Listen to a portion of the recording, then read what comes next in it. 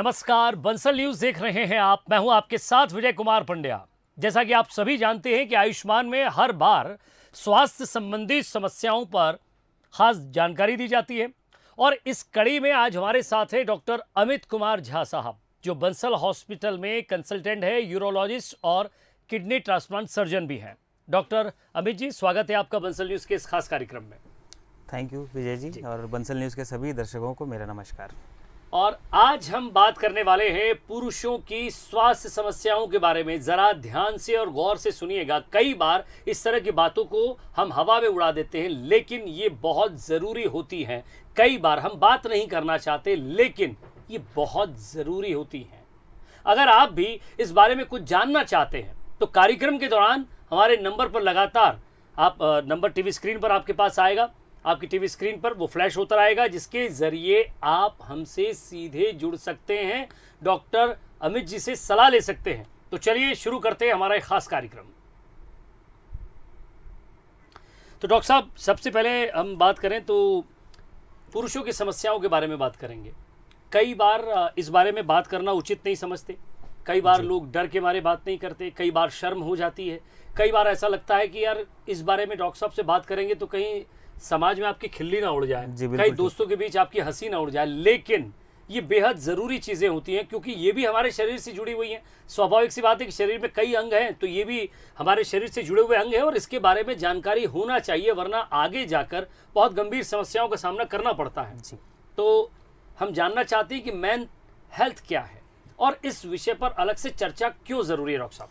जी, तो जैसा कि आपने कहा बिल्कुल ठीक कि समाज में इससे रिलेटेड बहुत सारी भ्रांतियां भी हैं और इसको बहुत सीरियसली नहीं लिया जाता और पेशेंट्स अंदर ही अंदर बहुत सफ़र करते रहते हैं इसके वजह से। तो ये चीज़ें हम आप ही नहीं, पूरा विश्व इस चीज़ को समझ रहा है। पूरे विश्व के यूरोलॉजी कम्युनिटी में इस चीज़ का डिस्कशन होता रहा है और अल्टीमेटली इससे ये डिस्कशन से यही निकला कि इसको अलग से एक हम टर्म कॉइंट करेंगे, जिसको मेंस हेल्थ का नाम दिया जाएगा। इसमें खास करके पुरुषों की जो स्वास्थ्य संबंधी समस्याएं होती हैं उन्हीं को सिर्फ डिस्कस और टारगेट किया जाएगा। बहुत सारी स्टडीज़ हुई हैं, उनमें ऐसा पाया गया है कि महिलाओं की अपेक्षा पुरुषों की लाइफ एक्सपेक्टेंसी या एवरेज लाइफ जिसको कहें वो 4.7 वर्ष जो है वो कम होती है। और लाइफ कम ही नहीं, बहुत बड़ी बात आपने कही। हमें एक बार फिर से दर्शकों को ये ज़रूर बताइए कि महिलाओं के औसत जीने के वर्षों के मुकाबले पुरुष कम जीते हैं। कम ही नहीं जीते और ज़्यादा बीमार भी पड़ते हैं महिलाओं की अपेक्षा। तो इसमें क्या है, कारण कई तरह के हैं। पुरुषों का रिस्क टेकिंग बिहेवियर होता है, सब्सटेंस अब्यूज़ ले लीजिए, स्मोकिंग ले लीजिए, अल्कोहल ले लीजिए। पुरुष ज़्यादा व्यवसाय में होते हैं, एनवायरमेंटल कार्सिनोजेंस, एनवायरमेंटल पोल्यूशन से ज़्यादा उनको एक्सपोजर भी होता है, स्ट्रेस लेवल्स भी ज़्यादा होता है। जी। तो ये कुछ कारण है जिनकी वजह से महिलाओं के कंपैरिजन में पुरुष की लाइफ भी कम होती है और ज़्यादा बीमारियां भी होती हैं। तो इन सब को लेके इस मेंस हेल्थ के टॉपिक को आजकल बढ़ावा दिया जा रहा है। नवंबर के महीने में पूरे महीने को मेंस हेल्थ मंथ के नाम से जाना जाता है और उस महीने में पुरुष जो हैं मूछें ना कटाकर इसके बारे में जागरूकता बढ़ाने की प्रयास करते हैं। जी, तो मेन हेल्थ के अंतर्गत कौन कौन सी बीमारी आती है, ज़रा उनको ज़रा डिस्क्राइब कीजिएगा, समझाइएगा। जी, तो मेंस हेल्थ में जो बीमारियां हम शामिल करते हैं उनमें खासकर जो है यौन रोग से संबंधित समस्याएं, जैसे पुरुष की नपुंसकता, पुरुष वंध्यत्व या शीघ्र पतन की बीमारी है, या कोई सेक्सुअली ट्रांसमिटेड डिजीज़ेज़ हैं। उसके अलावा जो है प्रोस्टेट से रिलेटेड समस्याएं जो सिर्फ पुरुषों में होती हैं उनको भी इसमें कवर किया जाता है।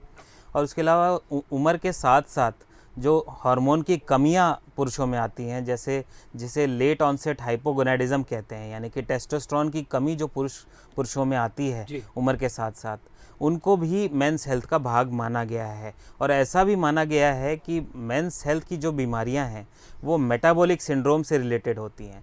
मेटाबॉलिक सिंड्रोम में अपना डायबिटीज़, हाइपरटेंशन, मोटापा, सीडेंटरी लाइफस्टाइल, यूरिक एसिड का बढ़ जाना, ये सारी बीमारियां मेंस हेल्थ से रिलेटेड हैं और इनको एक साथ एक कॉम्प्रहेंसिव मेंस हेल्थ क्लिनिक में डील किया जाता है। जी, तो आपने समझा डॉक्टर साहब क्या बता रहे हैं, इसे ज़रा गौर से सुनिएगा, क्योंकि वो लोग जो रोज़मर्रा के ज़िंदगी में रफ्तार से जीने की कोशिश करते हैं, ज़िंदगी में बहुत कुछ पाना चाहते हैं और शाम को दोस्तों के साथ अपना गम गलत करना चाहते हैं, उनके लिए ये बड़ा ज़रूरी है। समझिएगा आप इसको।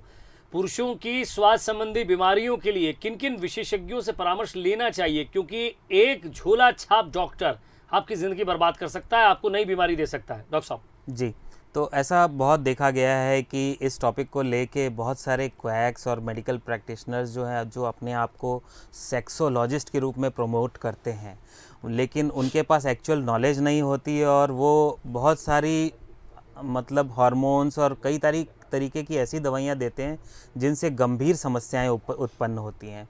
तो पहले तो मैं ये बता दूं कि इंडियन मेडिकल साइंस में सेक्सोलॉजी नाम की कोई डिग्री नहीं है। जहाँ भी होती है विश्व में ये सेक्सुअल मेडिसिन की फेलोशिप ज़रूर होती है, लेकिन सेंटर में मेंस हेल्थ के जो है यूरोलॉजिस्ट ही होते हैं जो इन सब बीमारियों से डील करते हैं, और इस सब बीमारियों से डील करने में उनको प्रशिक्षण भी दिया गया है। इसके अलावा कुछ एक केसेस में इन बीमारियों के साथ देखा गया है कि एंग्जाइटी, डिप्रेशन, इस तरह की चीज़ें भी साथ में सम्मिलित होती हैं। तो उन केसेस में साइकेट्रिस्ट का परामर्श भी हमने अपनी साइकेट्रिस्ट जो कलीग्स होते हैं उनका भी साथ हम इनमें ओपिनियन लेते हैं। इसके अलावा जो है कुछ एंडोक्राइनोलॉजिस्ट होते हैं जो शरीर में हार्मोन संबंधी समस्याओं को देखते हैं, उनकी भी एडवाइस कभी कभी हम इसमें इनसे डील करने में लेते हैं। और लास्टली कुछ सेक्सुअली ट्रांसमिटेड डिजीज़ेज ऐसी हैं जिनको स्किन स्पेशलिस्ट या डर्मेटोलॉजिस्ट भी देखते हैं। तो ये जो स्पेशलिटीज़ हैं 2-3 सेंटर में, यूरोलॉजिस्ट, उसके अलावा साइकेट्रिस्ट, एंडोक्राइनोलॉजिस्ट और डर्मेटोलॉजिस्ट, स्किन विभाग के स्पेशलिस्ट, ये 3-4 डॉक्टर ऐसे हैं जो मेंस हेल्थ की समस्याओं से डील कर सकते हैं। पुरुषों में इरेक्शन एक बहुत बड़ी समस्या हो जाती है। इरेक्शन संबंधी समस्याओं के लिए इलाज के लिए कौन कौन से तरीके सही हैं और कौन कौन से उपलब्ध हैं फिलहाल? जी, तो इरेक्शन की प्रॉब्लम्स जब किसी मेल को होती हैं तो सबसे ज़रूरी चीज़ है कि उसके कारण जानना और उसको क्लासिफाई करना। बहुत सारे यंग लोगों में भी आजकल इरेक्शन संबंधी समस्याएं देखी जाने लगी हैं।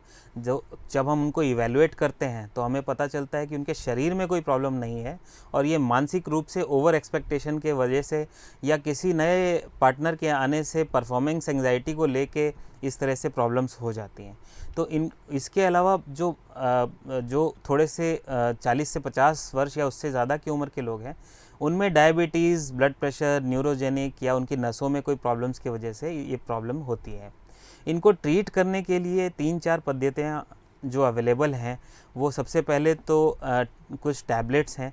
वायग्रा का नाम आज पूरे विश्व में फैल गया है। उससे बहुत और नई मेडिसिन्स आ गई हैं जो उसी क्लास को बिलोंग करती हैं, जो हम फॉस्फोडाइस्टेज इनहिबिटर्स जिनको बोलते हैं, वो पहला हमारा ट्रीटमेंट का तरीका होता है। उसके अलावा कुछ इंजेक्शंस भी होते हैं, वो डायरेक्टली लिंग में दिए जाते हैं और उसके बाद जो है ये इरेक्शन की समस्या समाप्त हो जाती है।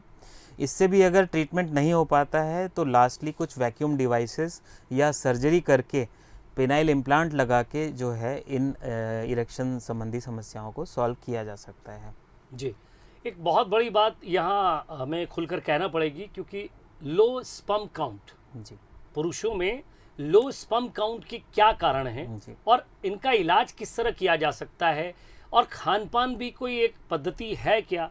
जी, तो लो स्पर्म काउंट की आपने जो बात की है, ये पूरे विश्व में जो स्टडीज़ हुई हैं उसमें देखा गया है कि gradually over a period of years जो है स्पर्म काउंट धीरे धीरे कम होता जा रहा है, और सिर्फ काउंट कम नहीं हो रहा है, उसकी क्वालिटी और मोटिलिटी में भी अंतर पड़ रहा है। इसके कारणों में हम जाएं तो जितना धूम्रपान का सेवन ज़्यादा से ज़्यादा बढ़ रहा है, टोबैको यूज़ बढ़ रहा है, वो एक मुख्य कारण है। जी, आपने बहुत बड़ी बात कही। एक बार फिर से दर्शकों को हम बता दें, तंबाकू का अगर आप इस्तेमाल करते हैं, चाहे गुटखा खाएं, खैनी खाएं, सिगरेट पिएं या फिर आप और कोई वीट वगैरह का इस्तेमाल कर रहे हैं, तो कृपया इसे बंद कर दीजिए, क्योंकि आपके स्पर्म को, उसकी काउंटिंग को कम करता है ये। जी डॉक्टर साहब, तो ये स्मोकिंग एक कारण हो गया। उसके अलावा जो है टेस्टिस की नसों में अगर कोई सूजन आ गई है, जिसको वेरिकोसील बीमारी कहते हैं, वो एक मुख्य कारण होता है। उसके अलावा हमारे जननांगों में अगर बार बार इन्फेक्शन हो रहे हैं तो भी वो एक कारण होता है कि काउंट्स कम होते हैं। इसके अलावा कुछ हार्मोन की कमी अगर शरीर में पहले से है, जिसको हाइपोगोनाडिज्म बोलते हैं, FSH, LH जैसे कुछ हार्मोन होते हैं जो टेस्टोस्टेरोन हार्मोन होते हैं, इन हार्मोन्स की अगर बॉडी में कमी होती है तो उससे भी स्पर्म काउंट कम होता है। हालांकि मैं यहाँ कह दूं कि टोटल ओवरऑल जो कारण है उनमें से 40% में तो कारण मिल ही नहीं पाता है, क्योंकि वो कुछ ऐसे आनुवांशिक और जेनेटिक कारण होते हैं जिनके टेस्ट करना पॉसिबल नहीं है। तो इन सब वजहों से स्पर्म काउंट जो है वो कम होते हैं। जी एक महत्वपूर्ण सवाल ये भी कि एंडोपॉज क्या है, जी। इसको समझना चाहेंगे और ये होता क्या है? क्योंकि कई लोग इसके बारे में जानते ही नहीं हैं, जी, समझ ही जी। नहीं पाते हैं कि इसको ये है क्या, ये बीमारी क्या है, और कई बार जो है वो इसे ठीक कराने के चक्कर में देश विदेश के चक्कर काटते रहते हैं। जी, जी, जी। तो एंड्रोपॉज़ आज तक हम यही समझते थे कि महिलाओं में मेनोपॉज़ होता है और माहवारी बंद हो जाती है। पर इससे रिलेटेड हार्मोनल चेंजेस जो हैं, वो सिर्फ़ महिलाओं में नहीं होते, हार्मोनल चेंजेस पुरुषों में भी होते हैं। तो कई स्टडीज़ में ये सारा कुछ देखा गया, हार्मोन लेवल्स को मॉनिटर किया गया वर्षों तक, और उससे ये पता चला कि पुरुषों में महिलाओं के कंपैरिजन में कोई एक एज ग्रुप पर्टिकुलर नहीं होता है कि इसके बाद से अचानक से हार्मोन कम हो जाएंगे। पुरुषों में ये बहुत ही ग्रेजुअली और स्लोली होता है, धीरे धीरे करके हार्मोन की कमी बॉडी में आती है, और इससे रिलेटेड उसके प्रभाव जैसे कि शरीर में खून की कमी होना, हड्डियों का कमज़ोर होना, जनरलाइज्ड वीकनेस होना, इरेक्शन संबंधी समस्याएं होना, ये लगभग 50 साल या इससे ऊपर आप कह सकते हो कि धीरे धीरे करके ये बढ़ना शुरू होता है। तो ये इस हार्मोन की कमी को लेट ऑनसेट हाइपोगोनाडिज्म या एंड्रोपॉज का नाम दिया गया है, ताकि इसमें फोकस किया जा सके और इससे हार्मोन को अगर रिप्लेस करके और इसकी संबंधित समस्याओं को ट्रीटमेंट भी दिया जा सके। जी, तो इरेक्शन संबंधी समस्याओं के बारे में आपने बात की, एंडोपॉज के बारे में आपने बात की, लेकिन इरेक्शन का फ़र्क क्या पड़ता है शरीर पर? क्या लगता है, कैसे समस्या समझ में आती है? जी, तो इरेक्शन संबंधी समस्याओं की जब हम शरीर पे प्रभाव की बात करें तो एक होता है मेंटल एस्पेक्ट और एक होता है फिजिकल एस्पेक्ट। जी, इसमें मानसिक जो एस्पेक्ट होता है वो भी उतना ही इम्पॉर्टेंट है जितना फिजिकली इम्पॉर्टेंट है। जो भी कोई इरेक्शन संबंधी समस्याओं से ग्रसित होते हैं लोग, उनमें से 90% लोग या तो किसी न किसी एंग्जाइटी, स्ट्रेस या डिप्रेशन का शिकार हो जाते हैं। तो ऐसे लोगों को ज़रूर साइकेट्रिस्ट का भी परामर्श लेना होता है, और इसमें काउंसलिंग का भी बहुत बड़ा रोल होता है। इसके अलावा फिज़िकल की बात करें तो इरेक्शन संबंधी समस्याएं उन्हीं लोगों में होती हैं जिनके नसों में जो कोई कमी हो, ब्लड फ्लो प्रॉपर नहीं हो। तो यही कमी हमारे हार्ट की नसों में भी होती है। तो ऐसा स्टडीज़ में पाया गया है कि जिनको इरेक्शन की संबंधी समस्याएं होती हैं, उनको आने वाले 5 साल 10 साल में जो है हार्ट संबंधी समस्याएं भी उत्पन्न होती हैं।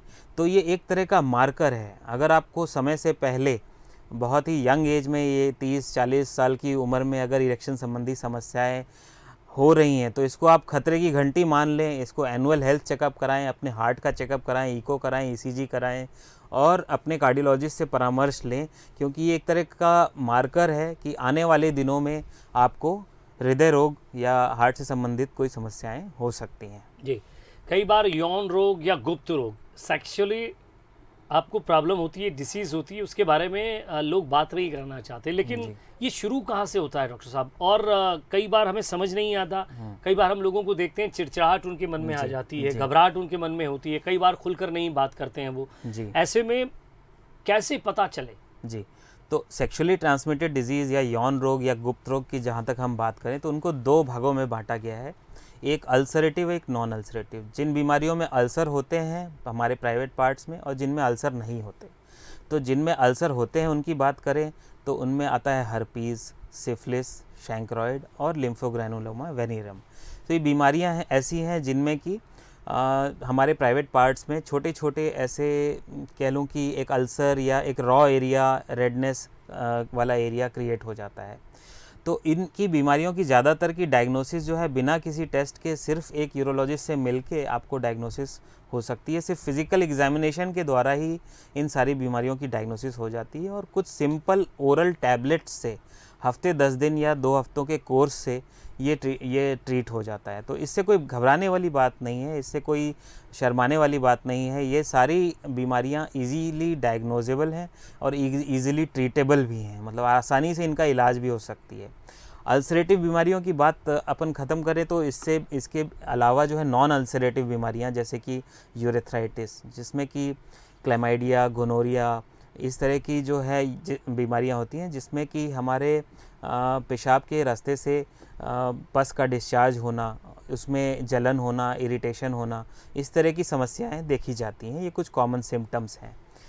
इन बीमारियों को भी साधारण टेस्ट के द्वारा डायग्नोज किया जा सकता है, और एक हफ्ते 10 दिन के टैबलेट्स देने से इनको आसानी से इलाज भी इनका किया जा सकता है। तो जब सेक्सुअली ट्रांसमिटेड डिजीज़ हो तो इनसे कोई मतलब डरने की ज़रूरत नहीं है, इनको आसानी से इनका इलाज संभव है। कई बार आपने रास्ते चलते कुछ वैन खड़ी देखी होगी या कोई टेंट लगाकर लोग देखे होंगे, आइए ले जाइए ये जड़ी बूटी वो जड़ी बूटी, खूब सुना होगा आपने। कई लोग डॉक्टर साहब उसके चक्कर में आ भी जाते हैं। जी, उसका इस्तेमाल कैसे करना है, आयुर्वेद अपनी जगह है, लेकिन उसका इस्तेमाल कैसे करना है, क्या खाना है, कब खाना है, उसके साथ क्या नहीं खाना है, ये कुछ पता नहीं होता। सिर्फ जड़ी बूटी ले जाकर या उसके नाम पर धोखाधड़ी होती है। तो आपको लगता है सर कि ये जो मेडिकल पर भी या कुछ हमने देखा है कि कुछ यूनानी दवाओं का भी इस्तेमाल किया था, वो कितनी डॉक्टर से प्रिस्क्राइब करके ली जाती है, नहीं ली जाती है। कई बार इन हवाई दवाइयों के चक्कर में ज़िंदगी खतरे में पड़ जाती है, इसके बारे में ज़रा समझाइए। जी। तो ये कोई भी इलाज की पद्धति, चाहे वो यूनानी हो, होम्योपैथी हो, आयुर्वेदिक हो या मॉडर्न मेडिसिन हो, कोई भी पद्धति अपने आप में ख़राब नहीं होती। उसका सही इस्तेमाल होना चाहिए और उसको जो प्रैक्टिस कर रहा है प्रैक्टिशनर, वो उस चीज़ में ट्रेन होना चाहिए। तो उसका अब्यूज़ ना करें। मतलब अब्यूज़ से मेरा मतलब है कि खुद से जाके दवाइयाँ ले लीं और उसके डोज जाने बगैर खाते रहे और उसके साइड इफ़ेक्ट हो रहे हैं तब भी उसको इस्तेमाल करते रह गए या उससे एडिक्टेड हो गए। तो इस तरह से अगर प्रॉब्लम्स आप मतलब दवाइयों का इस्तेमाल या अब्यूज़ करते हैं तो आपको हेल्थ प्रॉब्लम्स ज़रूर हो सकती हैं। ओवर द काउंटर हमारे देश में कोई ऐसा रेगुलेशन नहीं है। बहुत सारे ऐसे ब्रांड हैं जिनका टीवी पे एडवर्टीज़मेंट भी आता है और वो उस चीज़ को प्रमोट करते हैं कि इससे हमारी सेक्सुअल लाइफ या सेक्सुअल हेल्थ बेटर हो सकती है, परफॉर्मेंस एनहांस हो सकती है, टेस्टोस्टेरोन सप्लीमेंट्स भी लोग ले लेते हैं। मैं यहाँ बता दूं कि इनसे बहुत ही ज़्यादा गंभीर बीमारियाँ हो सकती हैं, स्पेशली हार्ट डिजीज़, इनफर्टिलिटी की प्रॉब्लम्स और कई सारे बॉडी में डिस्मॉर्फिक चेंजेस इनसे आ सकते हैं, जिससे हमें सावधान रहना चाहिए और इनका जो है ओवर द काउंटर ऐसे ही ख़रीद के ये दवाइयाँ नहीं लेनी चाहिए। जब आपको कोई प्रॉब्लम होती है तो आप स्पेशलिस्ट के पास जाएं, उनसे परामर्श लें और एक लिमिटेड टाइम पीरियड के लिए दवाइयों का इस्तेमाल करें। जी।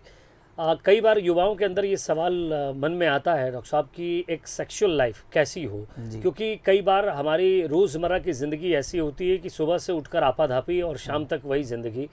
लेकिन इस बीच सेक्सुअल लाइफ भी आपके जीवन का एक बहुत महत्वपूर्ण अंग है, महत्वपूर्ण पार्ट है और जिसको आज की इस भागादौड़ की ज़िंदगी में बहुत ख़राब होते हुए देखा है और कई बार यही सारी चीज़ें लोगों की ज़िंदगी में तलाक तक का कारण बन जाती है, क्योंकि इस पर कोई बात करना नहीं चाहता। जी। तो सेक्सुअल डिस्फंक्शन जो है हमारे हेल्थ का बहुत इम्पॉर्टेंट हिस्सा है। ये मैं ही नहीं, ये वर्ल्ड हेल्थ ऑर्गेनाइजेशन भी कहता है। वो जब हेल्थ को डिफ़ाइन करता है तो उसमें भी फिज़िकल, मेंटल, सोशल हेल्थ सारे कंपोनेंट्स को उसमें जोड़ता है। तो हम जिस कल्चर में आए हैं वो चेंज होते होते बहुत ज़्यादा उसमें टैबू और चीज़ों को मिक्स कर दिया गया है। ये हमारा ही देश है जिसमें कि कामसूत्रा जैसा ग्रंथ लिखा गया था, उसको वेस्टर्न कल्चर वालों ने ले जाके और उसको बहुत ज़्यादा इस्तेमाल किया, पर हम खुद इसमें पीछे रह गए और हमने उसको अपनी संस्कृति को भूल गए और इसको सामाजिक ढकोसलों में रहकर इसको बहुत ही बैक बर्नर पे रख दिया इन प्रॉब्लम्स को। बल्कि हम तो कहते हैं कि इससे रिलेटेड सेक्स एजुकेशन स्कूलों में भी इनको बढ़ावा देना चाहिए और सही तरीके से स्पेशलिस्ट को बुला के बच्चों को बताना चाहिए जो टीनेज ग्रुप के हैं कि सेफ़ सेक्स प्रैक्टिसेस क्या होती हैं, बैरियर कॉन्ट्रासेप्टिव्स का इस्तेमाल क्या होता है। जो हम अगर किसी पार्टनर से एंगेज होते हैं सेक्सुअल इनकाउंटर में तो उस समय कुछ ऐसे सिंपल प्रिकॉशंस हैं जैसे कॉन्डम का इस्तेमाल, इससे आधे से ज़्यादा सेक्सुअली ट्रांसमिटेड डिजीज़ को फैलने से रोका जा सकता है।